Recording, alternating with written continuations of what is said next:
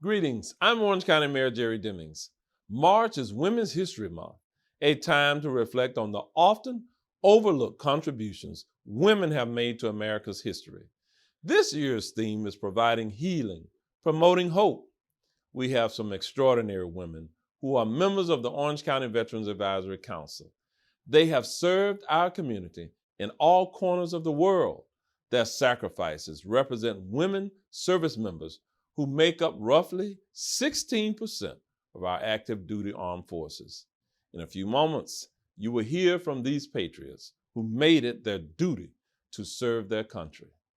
They chose to stand for freedom and justice and support a cause greater than themselves. Stay tuned as our host, Jane Wattrell, asks them about their stories. It is my pleasure to honor these women, along with all women who helped contribute to American history.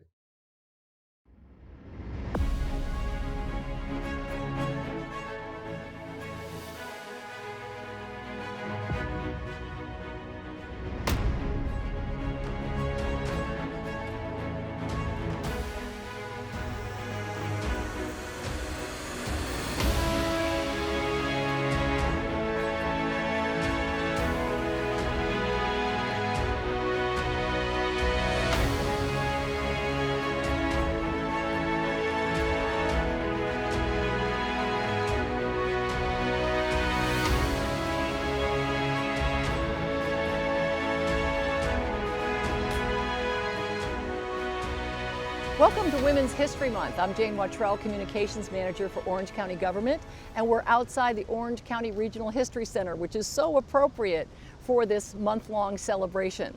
Joining me today is retired Senior Master Chief Marsha Tim from the U.S. Air Force, representing that branch of our services. Welcome. Thank you. Thank you for having me. Master Sergeant Tim had a long career in air traffic control management. Why air traffic control?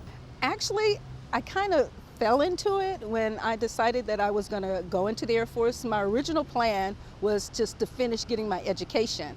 So when I was looking at different careers and what I actually qualified to be, that was actually one of them on the list. I actually could have been a firefighter. So, but that just sounded so interesting to me. So I did a little research and I thought that it really sounds good. So that's the one I chose. And it had to be never a dull moment. I mean, planes and I know you did supervisory things too, but was it as exciting as it sounds? It is very exciting.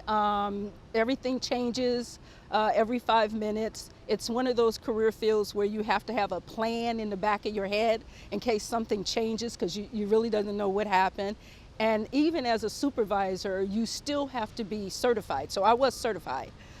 So I did work as well. And I not only was certified in the air traffic control tower, I was also certified in the radar facility as well. So I held a dual certification. So your career started in 1980. Yes. You did North Dakota, Oklahoma, Korea, Illinois. You were a supervisor for air traffic control for Air Force One, which had to be exciting. Took part in Operation Enduring Freedom and coordinated Homeland Defense fighter aircraft after the 9/11 terror attacks. Wow. Any memories stand out? Anything, from all that, like a really amazing experience that you had? All of it to me was amazing. So when I made the decision that I was going to stay, and I made that decision real quick, because I looked at it as a young person in her 20s, where can she get this experience? Where can I get this type of experience? Where can I be given this type of responsibility at such a young age? And then it was exciting. So before my enlistment was even up, I already knew and made the decision I was going to retire. So the whole thing was exciting. But Air Force One was unique in terms of we all had to be interviewed. We all had to go through a background check. And I mean a detailed background check, be interviewed. Someone had to be in the facility. It was one of those things that you couldn't communicate to anyone. Yeah. It was Secret Service. It was his, yeah. We couldn't communicate with anyone about what was going on. So it was a lot of exciting moments for me, a lot of exciting moments. Now, And so you said you got hooked at a young age. You said, this is going to be my career.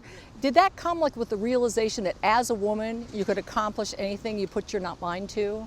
Absolutely, absolutely. As I was going through, I realized because they give you so many opportunities, if you just show the initiative that you want to do something, then they will give you that opportunity to prove yourself. And at the time I came in, it wasn't a lot of women, and definitely wasn't a lot of African American women. So having to prove myself, to get through that, to get certified, and every time I move to a new duty station, you have to get recertified. It's not automatic. Mm-hmm. So you can easily go the other way, and then they're like, but you have to get certified at that facility as well.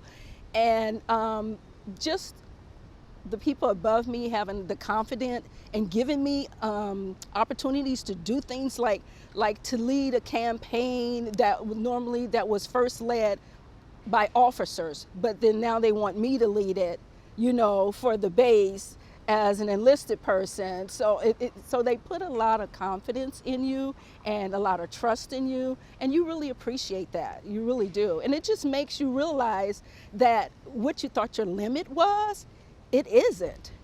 Your limit is higher than what you think it is. And for me, when I tell people, I was such a shy person. I didn't talk a lot. But they brought all of that out of me, and I realized that, hey, I am very capable of doing a whole lot of things that I didn't think I could. So, which had to be a great moment to kind of realize that, because you had terrific people around you, great leaders. Any role models you can think of, even outside the military or in the military? Well, it's not one specific role model for me. What I try to do, because there have been many, even within my military career and out, what I try to do is whenever I meet someone that I just try to take in what I can, learn from them, and I try to take the piece of that with me and then use that to improve my life. It's been from the first female squadron commander that I saw, the first female chief of air traffic control that I saw. That's when I knew I could do it. Then even now, my CIO, Chief Information Officer, is a female. So I take whatever I can, whatever knowledge, whatever I can gain, and I try to take that and I apply it within my life and move forward and try to, to live the best that I can. So advice for young women that are considering a career in the Air Force or any of the branches of the military? Do it.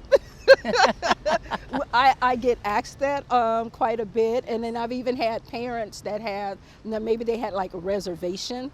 I say do it, because to me, that's when you find out a lot about yourself. You find out what kind of person you really are. You find out about your character. You find out about your abilities, your skills. And even if you don't stay, you still gain so much from the time that you're there, and it will help guide you in the direction you want to go. So I highly recommend it. I'm all for it. No, I love it. I love it. Thank you for joining us, retired Senior Master Chief Marsha Timm, representing the U.S. Air Force. Thank you. Thank you for having me. I appreciate it.